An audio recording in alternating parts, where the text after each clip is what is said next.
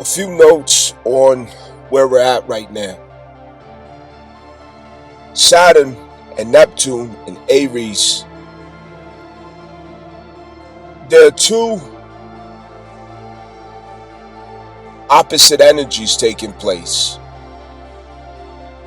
With Neptune and Aries concerning your identity and your purpose, is asking you to form your own idea, your own ideal of what your identity should consist of, what it should look like, what those actions should be behind it, what initiatives that you're supposed to be taking behind it, and what you need to align your faith with to make that happen. It also is suggesting that there are things to dissolve that you've had attached to your identity that are not true, that are simply delusional. There are things attached to the identity that are misleading, misguidance. And that's what carries that number 7. The life path, the heart, soul, urge, number 7. It is dissolving the illusions in life. It is dissolving the untruths in life. It is getting down to what is real, what is eternal, what is true. It's to home in on where the real value, meaning, and everlasting purpose is at. So this is a time where we have to get sober about our identity. You can't just walk around like a cow chewing a cud. What's your purpose? What are you obsessed about? What should you be obsessed about in your life that has benefit for humanity? If your purpose is something that doesn't have benefit for humanity, if it doesn't manifest as a service for those who need it, it's not a purpose. It is not a purpose if it's not a service. This is what we need to understand. Your purpose is not a selfish ideal. It will never be a selfish ideal. If your purpose is not something that you can visualize yourself serving others with, you got the wrong idea. You're headed down the wrong pathway. There's a service that you're supposed to be giving. You're supposed to be serving your family, your community, your generation, society. In one of those 12 houses, you have a service to give. In every one of the 12 houses is a position in which you can serve others. What's the service of that ideal? That is what tells you the initiatives that you need to take in order to turn that ideal into a service. And yes, you do have to consider yourself and monetize that service. Because being realistic, this is where Saturn comes in at. Put infrastructure to it. Put a plan to it. Ground the ideal to a realistic strategy, a realistic outlook, which means you're going to have to shave some of the fat off of it. You're going to have to cut and trim some of the pieces to fit reality. Because our imagination, it's like a neon light. It's difficult to see the edges of the light. It's like a gas. But Saturn is what makes it realistic, is what defines everything and draws the sharp lines and edges. It gives it form. So whatever our ideal is, it needs to be realistic. That is pairing it with Saturn. What is accessible? What is realistic? What is sincere? What is within your capacity and reach? What is within your capability and experience? Consider this, that look behind you. What have you suffered concerning Chiron, Aries? What have you suffered concerning your South Node placement? What have you suffered concerning your 12th house? What have you suffered all of your life concerning your Pluto placement? Where is the root of your strength concerning Saturn and the karma that it has instilled in you as lessons? If your purpose in your service does not directly project itself from your sufferings, it is not your purpose. Your purpose is directly tied, directly linked to what you have been suffering all of your life, over and over and over and over again. Where have you continuously fell down and had to get back up? Fell down, had to get back up. Where have you been humiliated, mistreated, abused, harmed, disrespected, oppressed, injured, insulted, assaulted, tarnished, weakened, spat upon? That is where the wisdom comes from. That's where the strength comes from. That's where the talent gets its greatest development. That's where there's a personal, passionate, and zealous connection to your purpose. That's where it comes from. It's not some artful thing that you just think up in your head and you get butterflies and, ooh, I want to do this. I want to draw a picture. I want to make a dress. Come on, I need you to get realistic. I need you to focus here. There is power, spiritual power and force behind your sufferings. You suffer so you can save. Only the wounded can heal. Where are your wounds at? That's where you have a service that has the power to heal. I'm telling you now that it's going to have a lot to do with that 12th house. What does your 12th house say about your sufferings? What does it say about the origins of your sufferings in life? What does it say about your undoings and your subconscious patterns? What does it say about the fears and guilts that you have sabotaged yourself through, set yourself up through, victimized yourself? What does your Pluto generation say about you? You've got to align with it. It's your duty, it's your responsibility to figure it out.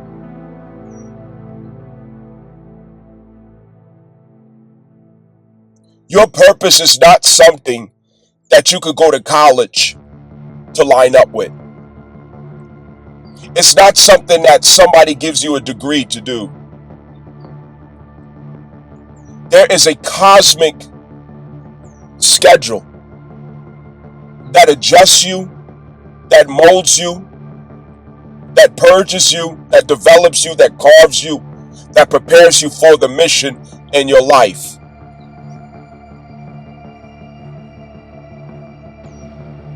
And you have to respect it enough to see the value in it.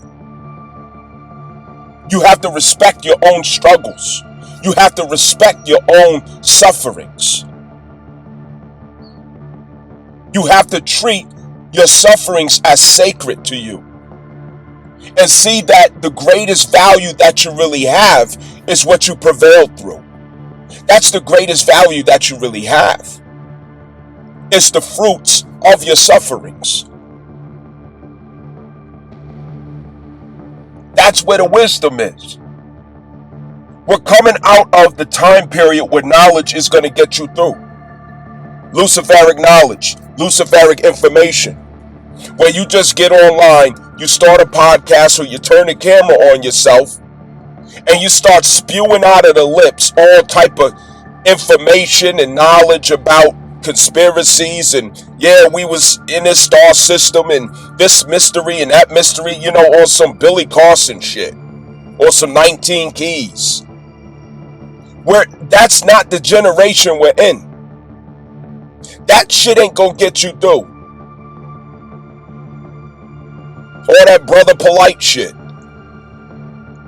The conscious community bullshit. That's not gonna get you through. Wisdom is. Because that is the value of the hour that we're in. It's about wisdom. If your suffering is not behind what you're saying, it don't mean shit. If experience is not behind what the fuck you saying, it don't mean a motherfucking thing.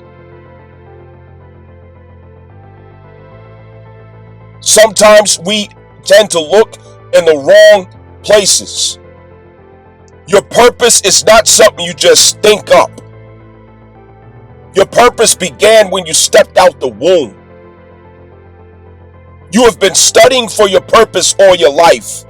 You've been aligning with your purpose your entire life. But it's time that you recognize it. It's time that you notice it. It's time that you realize it. That all of that was to prepare you for what you now are qualified to do, if only you would open your mind up to it and find the courage to get it fucking done. Are you showing up for your purpose? That's where your confidence is at. That's where your faith is at. That's where you take it personal. And that is where you see yourself in other people's suffering. Because where you have to show up is to serve those who are really you, suffering what you suffered. You have to become who you were looking for. That's the miracle of it. As we suffered, we were looking for someone to alleviate that suffering, to help us out with it. And we couldn't find anybody. But we didn't realize that we were becoming the one who we were looking for. We were becoming the person who has the solution to the problem that we continue to suffer all of our life. And when you become of ripened age and maturity to where you have prepared yourself in that, now you see yourself and who you used to be. And you know exactly what they need, and you know just how to meet them where they are in a spirit of compassion and understanding. Jupiter is now amplifying Cancer, and this is where we know we're supposed to be taking initiative and leadership with optimism. This is a yes can do attitude. This is a I'm not going to victimize myself attitude. This is a go forward attitude. This is a figure it out. Find a solution. Stop complaining. Figure it out, find a solution. Stop the fucking crying. Oh, woe is me. Oh, I never had this. Oh, this never went right for me. Well, this didn't go right. And it really hurt when that happened. That was part of the fucking process. Stop fucking crying. That's how you make the product that you are. It took that. Why the fuck are you complaining? Why do you fix your lips to talk so disrespectful about the powers that form you into the spiritual authority that you are, if you will recognize it? We have to be impactful. Every person that we deal with, that we interact with, we need to leave them with an impression, a memory, a sign, a witnessing, an experience that makes them think. that makes them feel something, that makes them say to themselves, you know, I can do more. I can be better.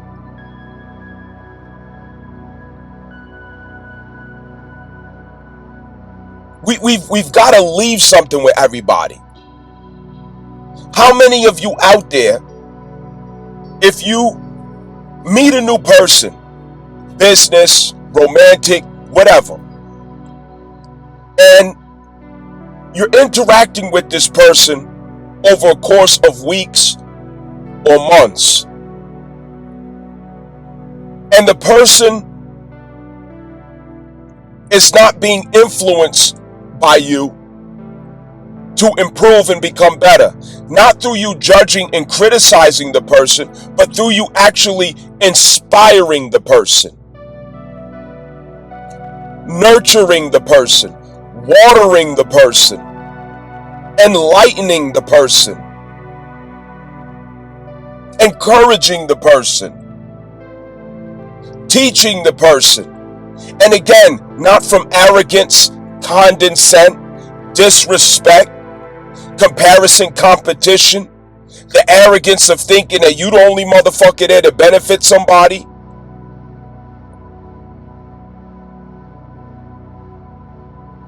We've got to leave a trail of evidence and proof of our understanding of what the fuck is going on. And that evidence and proof is we have to leave a positive, powerful impact on every person that we come in contact with. Every person that we interact with, leave a fucking impact. Leave your card in the heart. Change your fucking life. Look like you love yourself. Live like you love yourself.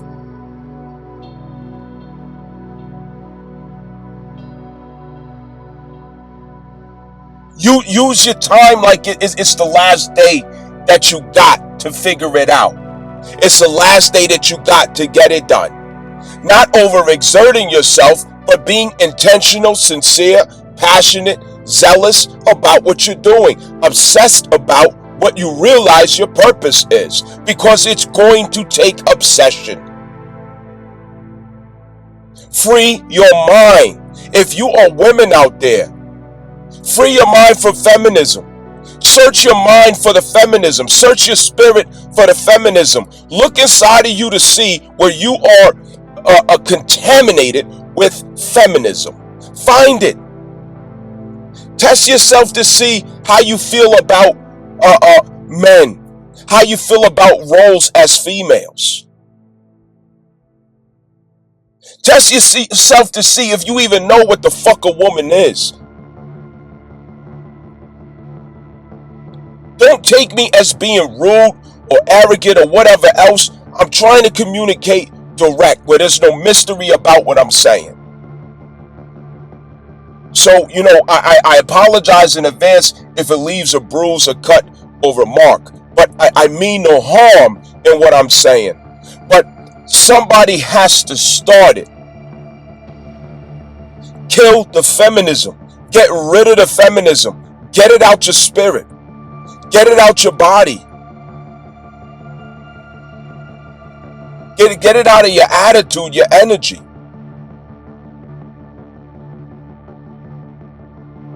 Find a way to detox yourself from the appetite of procreating and mating with the worst of the men of our society, because we don't need them to continue their bloodline in a society. We have to stop continuing that bloodline. A lot of y'all bitches out there is just fucking the worst niggas walking the fucking earth, giving them baby after baby after fucking baby, and then complain and cry about the consequences and outcome and what you experience from it. But the finest of our men, you don't even notice they're walking on the earth.